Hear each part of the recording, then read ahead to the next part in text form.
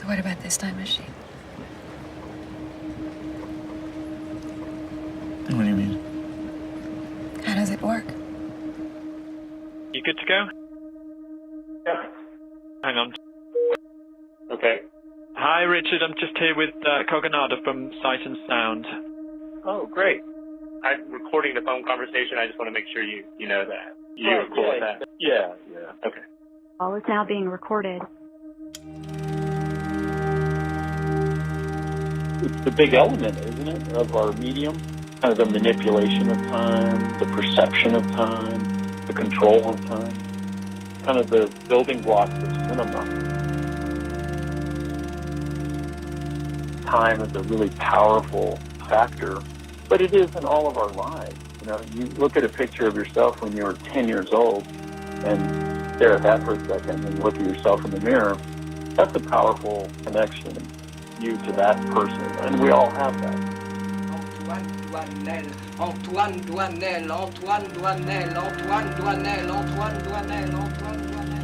I think it's more perception, you know? It's like how your brain perceives and unfolds through a day, or just the perception of an event. It's so human, whether you're in a waking or a dream state. I always have this strange feeling that I'm this very old woman laying down about to die. I've just traveled all the way from the future. I was just with your 82-year-old self. You know that my life is just her memories or something.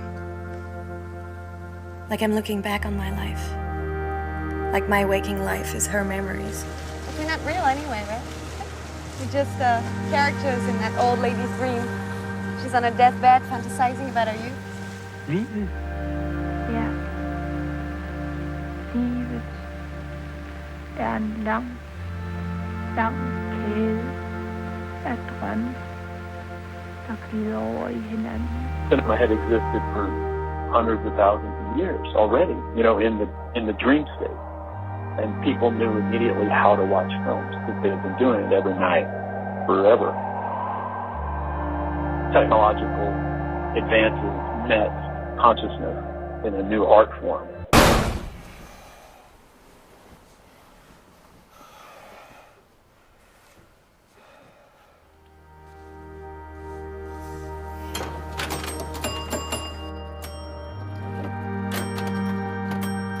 And so time is actually just this constant saying no to God's invitation. I mean, that's what time is. That, you know, behind the phenomenal difference, there is but one story.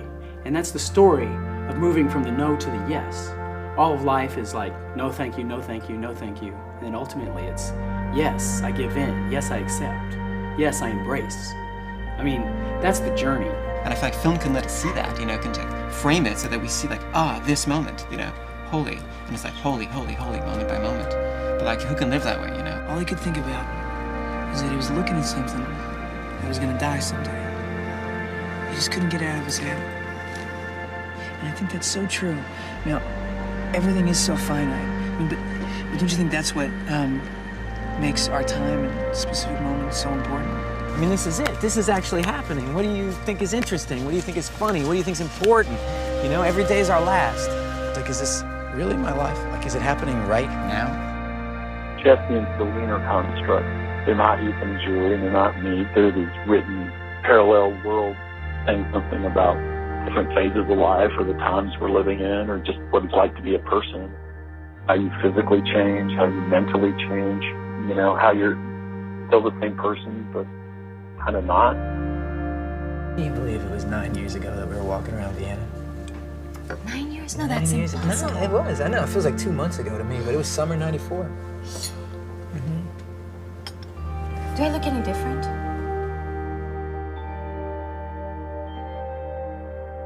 We've met before. Summer '94. Mistaking me for someone else? No. We even fell in love. Really? I vaguely remember someone sweet and romantic. Jump ahead 10, 20 years, okay? And you're married.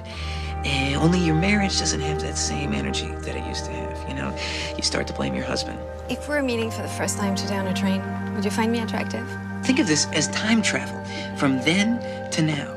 Of course. No, but really, right now, as I am, would you start talking to me? Would you ask me to get off the train with you?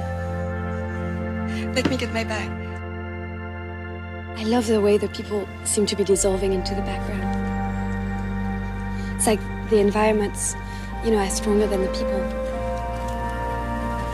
These human figures are always so transitory. It's funny. Transitory? Transitory.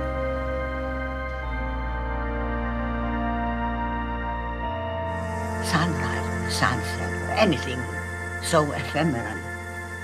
Just like our life. We appear and we disappear. And we are so important to some, but we are just passing through. I want to see if you stay together or if you dissolve into molecules. How am I doing?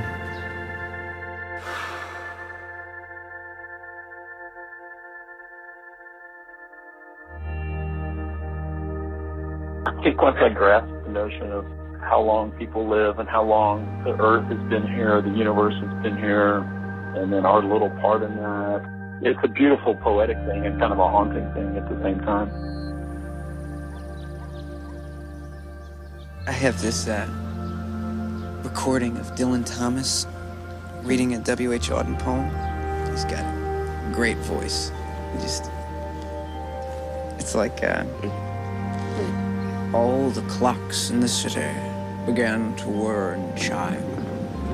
Oh, let not time deceive you. You cannot conquer time. In headaches and in worry, vaguely life leaks away. In time will have his fancy, tomorrow or today. Something like that. It's good.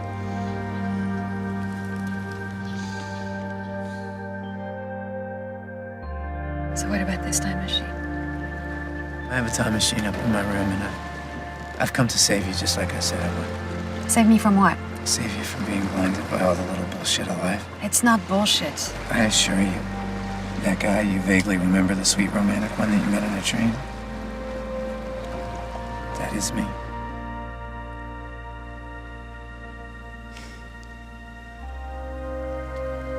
You know that my life is just memories or something.